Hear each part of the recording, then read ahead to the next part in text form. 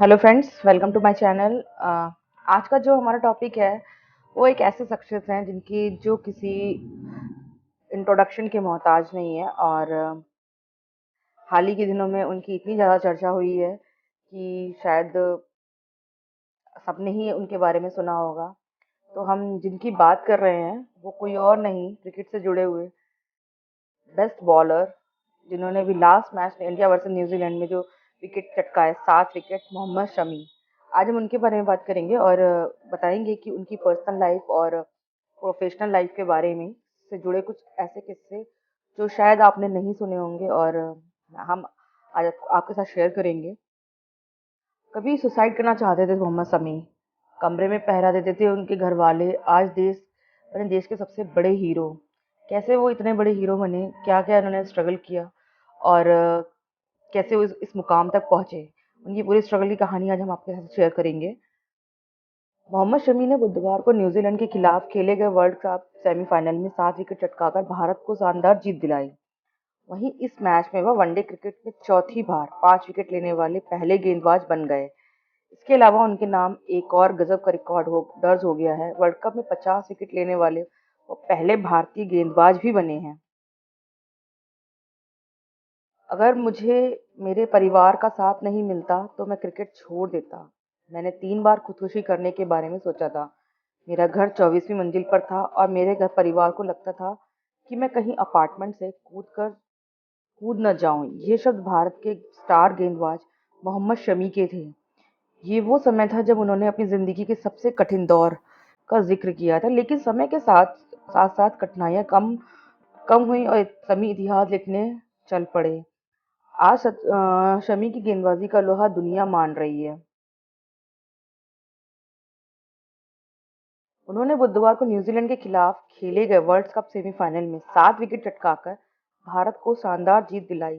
इसी मैच में वह वनडे क्रिकेट में चौथी बार 5 विकेट लेने वाले गेंदबाज बन गए।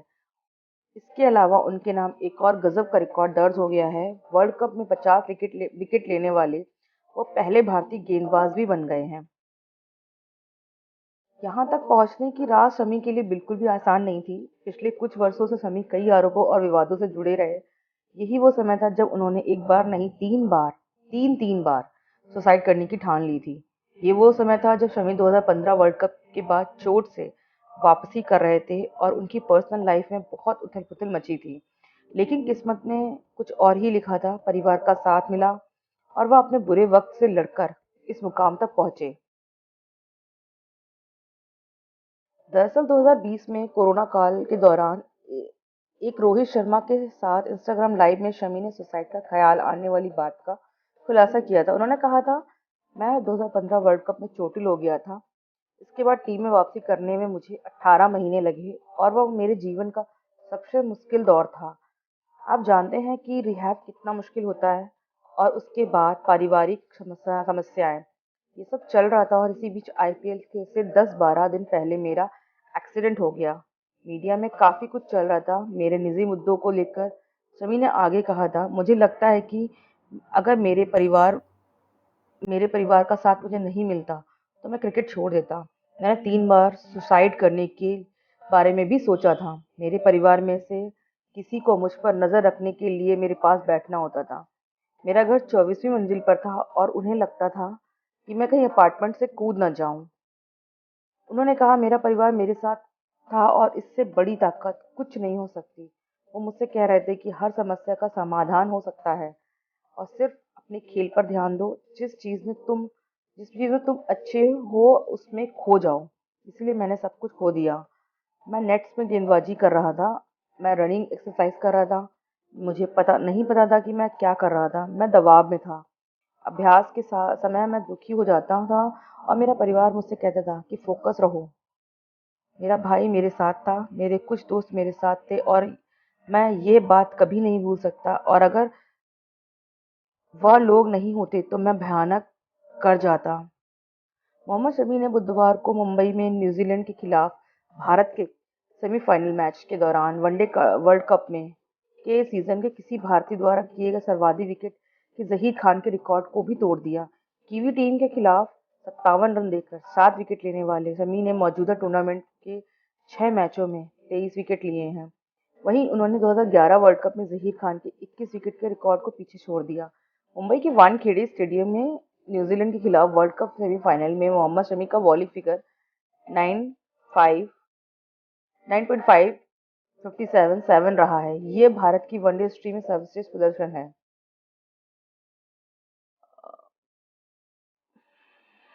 चलिए बात करते हैं शमी की चलिए बात करते हैं शमी की पर्सनल लाइफ के बारे में, कैसे वो इस मुकाम तक पहुंचे हैं। मोहम्मद शमी के पिता तौसीफ अली अमरोहा के सबसे तेज गेंदबाज हुआ करते थे। उनके यॉर्कर अक्सर बल्लेबाजों के डंडे बिखेर देते थे। दुनिया भर के लोग कहते थे कि जाओ और जाकर क्लब में प्रोफेशनल क्रिकेट की ट्रेनिंग लो। उनसे बड़ा क्रिकेटर पूरे उत्तर प्रदेश में दूसरा कोई नहीं था। शमी उत्तर प्रदेश के अमरोहा जिले से बिलोंग करते थे, पर तौसीफ अली के पास पैसे नहीं थे। सलाह तो हर कोई देता है, लेकिन आर्थिक सहायता करने वाला कोई नहीं था। मोहम्मद शमी के पिता ने इसी को अपना मुकद्दर मान लिया। अम्मी अब्बू के कहने पर पारिवारिक जिंदगी शुरू करी। तौसीफ अली को 5 बेटे हुए और पांचों के भीतर क्रिकेट शुरू से रचा बसा हुआ था। इन सब में नन्हा शमी सबसे तेज था।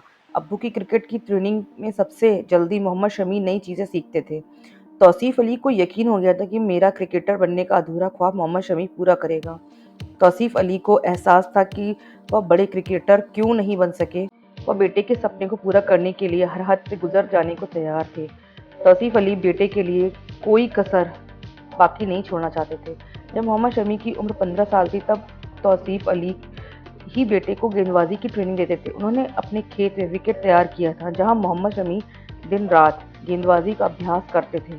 फिर तौसीफ अली को लगा कि अब बेटे को एक बढ़िया एकेडमी की ज़रूरत है।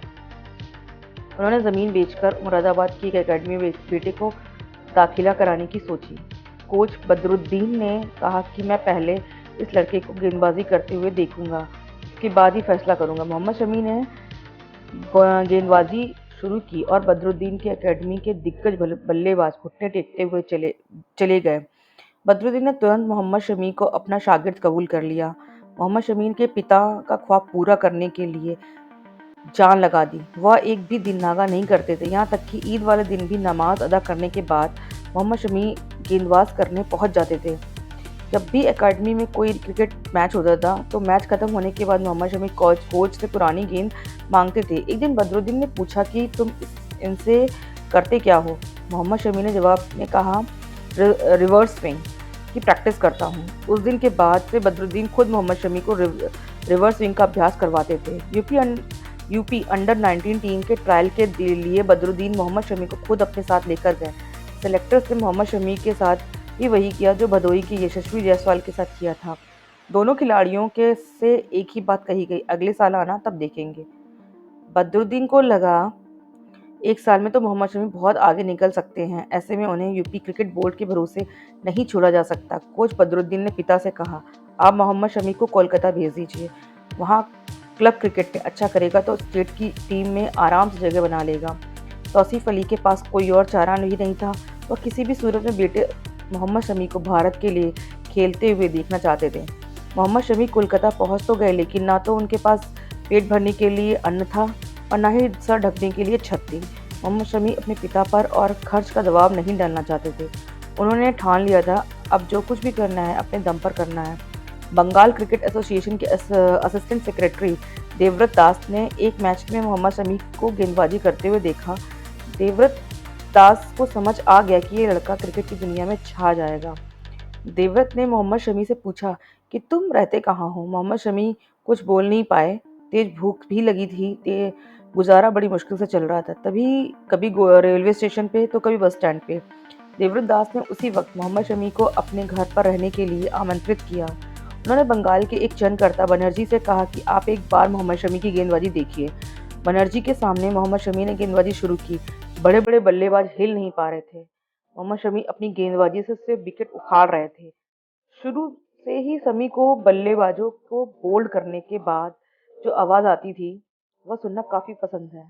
बनर्जी ने मोहम्मद शमी से कहा कि मैंने अपनी जिंदगी में बहुत से खिलाड़ी देखे। अधिकतर खिलाड़ी रुपए पैसे चाहते हैं, नाम इज्जत और शोहरत चाहते हैं, लेकिन तुम सच्चे खिलाड़ी हो। तुम्हें सिर्फ बल्लेबाजों को पवेलियन का रास्ता दिखाना है, इसके सिवा तुम्हारी कोई मंजिल नहीं है। इसके बाद बनर्जी ने पर कहने पर मोहम्मद शमी ने मोहन बागान क्रिकेट क्लब ज्वाइन किया।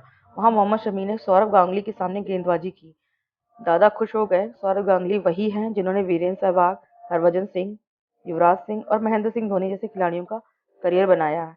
आज हम आपको एक नई बात बताने जा रहे हैं। सौरव गांगुली के कहने पर मोहम्मद शमी ने 2010-11 के बंगाल की रणजी टीम में शामिल किया गया था। 2 साल के भीतर 6 जनवरी 2013 को मोहम्मद शमी ने इंडियन टीम की जर्सी पहन ली। इसके बाद मोहम्मद शमी ने कभी पीछे मुड़कर नहीं देखा। 6 जून 2014 को निकाह के बाद 2015 में मोहम्मद शमी को एक प्यारी सी बेटी हुई। उनकी शादी में सब सही चल रहा था। तभी साल 2018 में बीवी हसी जहां ने मोहम्मद शमी पर बहुत से घिनौने आरोप लगाए। दहेज उत्पीड़न, मारपीट, दूसरी औरतों के साथ नाजायज संबंध और पाकिस्तानी नागरिक से पैसे लेना। मोहम्मद शमी को भारतीय टीम के कॉन्ट्रैक्ट लिस्ट से बाहर कर दिया गया। इस वक्त भी सौरव गांगुली मोहम्मद शमी के साथ चट्टान की तरह खड़े हो गए। दादा ने कहा, जब तक भारत आरोप साबित नहीं होंगे, मैं बंगाल की रणजी टीम से मोहम्मद शमी को नहीं निकालूंगा। पूरी मीडिया मोहम्मद शमी के खिलाफ थी, लेकिन सौरव गांगुली मोहम्मद शमी के साथ थे। आखिरकार बीसीसीआई की एंटी करप्शन यूनिट ने मोहम्मद शमी को निर्दोष पाया और फिर उनका सेंट्रल कॉन्ट्रैक्ट दोबारा बहाल कर दिया गया। इस वर्ल्ड कप के 4 मैच में मोहम्मद शमी भारत के लिए सर्वाधिक 16 विकेट हासिल कर चुके हैं। मोहम्मद शमी अपनी बेटी से मिलने के लिए तरसते हैं, लेकिन हसी जहां की वजह से उन्हें काफ़ी मुश्किलें झेलनी पड़ी हैं। फिर भी मोहम्मद शमी देश के लिए जान लगा रहे हैं। तौसीफ अली, बदरुद्दीन, देवव्रत दास और सौरव गांगुली के सहयोग से आज भारत का नाम रोशन कर रहे हैं। फिलहाल अभी जो फाइनल में होने वाला है, हम उसमें भी आशा करते हैं कि मोहम्मद शमी अपना प्रदर्शन बहुत अच्छा दे और हमें ये वर्ल्ड कप जिताएं, फाइनल जिताएं। तो इसके लिए all the best team India. और ये था मेरा आज का वीडियो और थैंक यू सो मच। अगर वीडियो पसंद आया तो प्लीज़ लाइक करिएगा, सब्सक्राइब करिएगा मेरे चैनल को। तब तक के लिए थैंक यू।